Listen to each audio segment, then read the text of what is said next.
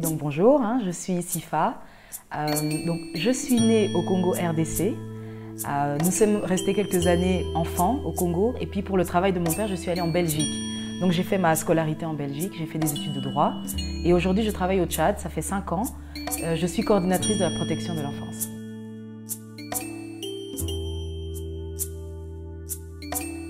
Notre organisation GRS, son cœur de travail, c'est l'éducation. Et la protection est comme pour soutenir un peu la question de l'éducation. Alors ce qu'on fait concrètement, c'est-à-dire qu'on regarde la situation sociale des enfants, à la fois à l'école et puis en dehors de l'école.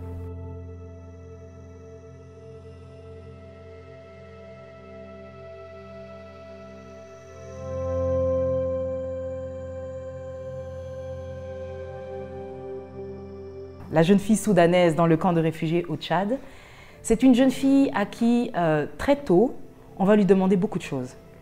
D'abord, il faut dire quand même que la perception de la jeune fille, c'est pas forcément la même chose qu'un homme, c'est pas égal. Donc, elle grandit un peu avec cette idée et il y a une acceptation de cette donnée au départ.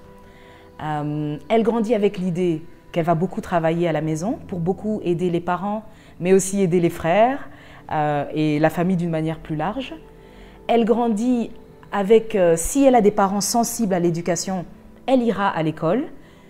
Peut-être qu'elle ne finira pas son cycle si les parents n'ont pas de moyens, si les parents n'ont pas d'argent.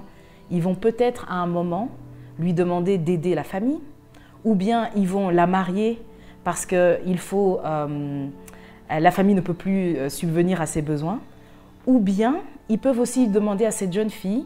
Enfin, il voit que la jeune fille est adolescente, elle a déjà ses menstruations et que c'est dangereux de la laisser sans cadre, sans supervision. Et peut-être qu'ils vont la promettre à quelqu'un en mariage dans très peu de temps.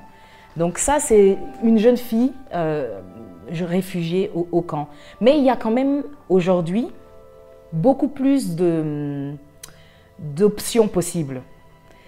La jeune fille aujourd'hui, elle peut, si ses parents ont été très sensibles à l'éducation, peut-être elle peut étudier jusqu'au bout, finir son cycle scolaire et pourquoi pas avoir des bourses pour aller étudier dans une université au Tchad, mais en dehors du camp. Le mariage précoce, l'idée ici, c'est qu'une fille adolescente, elle est à risque dans le sens où elle pourrait tomber enceinte sans qu'il y ait un père qui est reconnu, sans qu'il y ait un père pour cet enfant, ce qui serait une honte pour la famille. Donc, on met cette fille adolescente rapidement sous la supervision d'un protecteur. Et de cette manière, l'honneur de tout le monde est sauf. Alors, le deuxième point, c'est le mariage forcé. C'est un peu relié au premier aussi. Alors, le mariage forcé, c'est la racine de ça. C'est que les parents, la fille évolue jusqu'à l'adolescence et certains parents n'ont pas de moyens, n'ont pas d'argent pour prendre en charge cette fille. Donc, ils cherchent une personne qui va la prendre en charge et donc ils donnent cette fille en mariage à une personne qu'elle n'a pas choisie, mais peut-être une personne dont ils ont l'assurance qu'elle pourra la prendre en charge. Donc, le troisième point, ce sont les violences sexuelles. Elles sont exposées au viol lorsqu'elles vont faire les travaux ménagers, par exemple, lorsqu'elles vont chercher l'eau. En dehors du camp, c'est loin, donc elles font ce trajet, elles sont seules.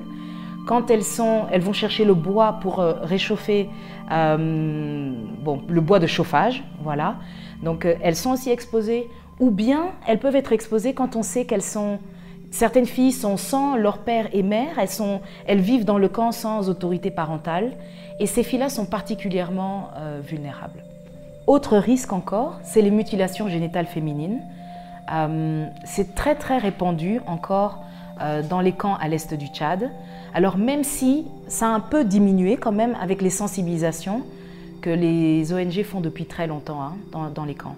Alors l'idée, la racine de la mutilation, c'est de dire que voilà, c'est un moyen de contrôler la sexualité des femmes. Le plaisir féminin est vraiment tabou. Donc, on ne veut surtout pas que la femme ait du plaisir, donc on fait la mutilation génitale féminine. Comment on répond? Bon, comme je l'ai dit, ça dépend vraiment des différents cas. Mais la première chose qu'on fait dans notre travail, on a un système d'identification d'abord. Donc, on identifie le cas d'une manière très concrète. On identifie le cas et on voit de quel ordre. Est-ce que c'est l'abandon scolaire?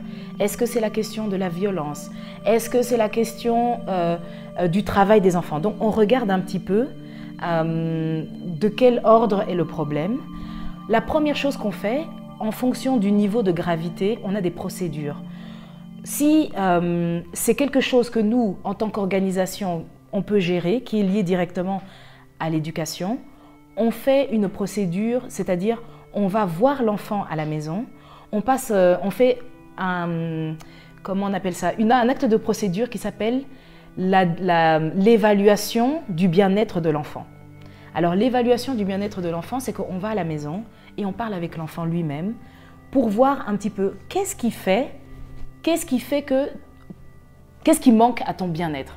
Voilà, c'est des questions très très claires et il nous explique un peu comment il vit, comment il se sent et qu'est-ce qu'il lui faudrait pour se sentir mieux. Si c'est un cas peut-être de violence physique, de maltraitance, de viol, on va regarder à la fois la question médicale et là on fait le référencement, donc on réfère le cas à des spécialistes pour qu'ils regardent comment l'enfant se sent d'une manière, sur le plan de la santé, est-ce que tout est bon et on fait le suivi. Si cet enfant a besoin d'une aide psychosociale, on l'adresse aussi à un spécialiste et nous, on fait le suivi, mais on a aussi un programme qu'on appelle espace amis d'enfants. Ce sont des espaces de jeu pour les enfants où on prend un peu en charge la question psychosociale, c'est-à-dire autour de l'art, l'enfant exprime ses frustrations, ses difficultés, on encadre un peu ce travail. Alors, peut-être là où je peux dire qu'il y a une avancée, c'est dans la meilleure connaissance de la question de violence d'une manière générale auprès à la fois des enfants eux-mêmes. Ils connaissent mieux la question de la violence, ils connaissent la question des droits de l'enfant et ils ont des moyens maintenant pour se défendre. Ils connaissent qui sont leurs référents en cas de problème. Ils savent qu'ils peuvent aller voir, il y a des enseignants dans les écoles qui sont en charge, ils savent que nous on est là, ils savent dans la communauté vers qui ils peuvent aller quand il y a ce genre de cas. Donc ça c'est déjà très très important.